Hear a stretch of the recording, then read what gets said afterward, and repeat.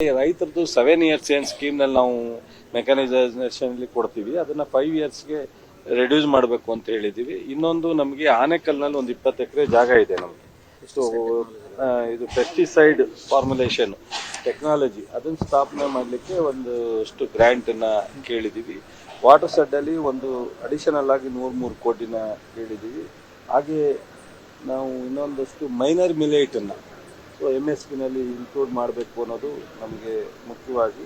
So ಜೊತೆಗೆ ನಮ್ಮ ಈ ಅಗ್ರಿಕಲ್ಚರ್ ಜಿಕೆವಿಕೆನಲ್ಲಿ centre excellency in agriculture engineering ಟೆಕ್ನಾಲಜಿನ ಮಾಡಬೇಕು, ಇಂಟ್ರೊಡ್ಯೂಸ್ ಮಾಡಬೇಕು ಅಂತ ಹೀಗೆ ಇನ್ನೂ ಒಂದು 10 ಪಾಯಿಂಟ್ಸ್ ರಿಕ್ವೆಸ್ಟ್ ಮಾಡಿದ್ದೀವಿ.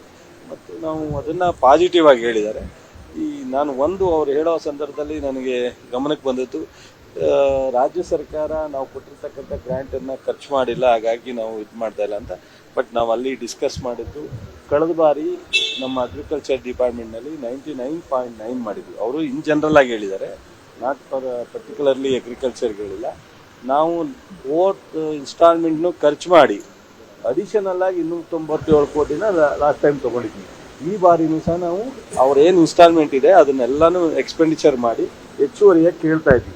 ಸೊ ಮತ್ತು ಅಡಿಷನಲ್ ಆಗಿ ಯಾವ್ಯಾವ ಸ್ಕೀಮ್ಗೆ ನಾವು ಈ ಆತ್ಮ ಇದರಲ್ಲಿ ಮೊದಲು ತಾಲೂಕು ಕಡಿಮೆ ಇತ್ತು, 124 ತಾಲೂಕು ಅವತ್ತಿದ್ದಂಥ ನಮ್ಮ ಅಸಿಸ್ಟೆನ್ಸು ಇವತ್ತು 230 ಚಿಲ್ಲರೆ ತಾಲೂಕಾಗಿದೆ. ಹಾಗಾಗಿ ಹೆಚ್ಚು ಮಾಡಬೇಕು ನಂಬರ್ನ ಅಂತ ಹೇಳಿದ್ವಿ, ಅದನ್ನು ಒಪ್ಕೊಂಡಿದ್ದಾರೆ.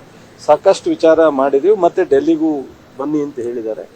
ಹಾಗಾಗಿ ಈ ಒಂದು ಮೀಟಿಂಗ್ ಚೆನ್ನಾಗಿ ಆಗಿದೆ ಅಂತ ಅನ್ಕೋತೀವಿ. ಅಡಿಕೆ ಬೆಳೆಗಾರರ ಬಗ್ಗೆ ಅಂತ ಸರ್? ಸೊ ಅಡಿಕೆದು ಸ್ವಲ್ಪ ಅದು ಆರ್ಟಿಕಲ್ಚರ್ಗೆ ಬರುತ್ತೆ. ಇವತ್ತು ಆರ್ಟಿಕಲ್ಚರ್ ಮಿನಿಸ್ಟರ್ ಶಿವಮೊಗ್ಗದಲ್ಲಿ ಭೇಟಿ ಆಗ್ತಾರೆ. ಬಟ್ ಒಂದು ಸ್ವಲ್ಪ ನಮ್ಮ ಪರ್ಟಿಕ್ಯುಲರ್ ಆಗಿ ರಾಘವೇಂದ್ರನು ಸಹ ಅದೇ ಒಂದು ಇದಕ್ಕೋಸ್ಕರ ಕರ್ಕೊಂಡು ಹೋಗ್ತಾ ಇದ್ದಾರೆ. ಹಾಗಾಗಿ ಆರ್ಟಿಕಲ್ಚರ್ ವಿಚಾರನ ಅಲ್ಲಿ ಮಾತನಾಡ್ತಾರೆ.